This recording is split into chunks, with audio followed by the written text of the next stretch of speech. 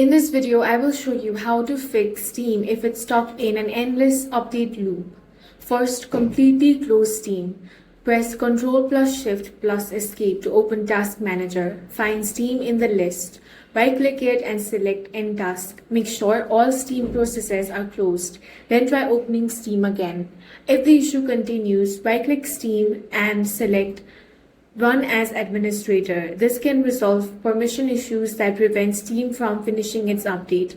If Steam opens but keeps updating, click Steam in the top right corner, go to Settings, then select Download. Now click Clear Download Cache. Confirm the action and let Steam restart automatically.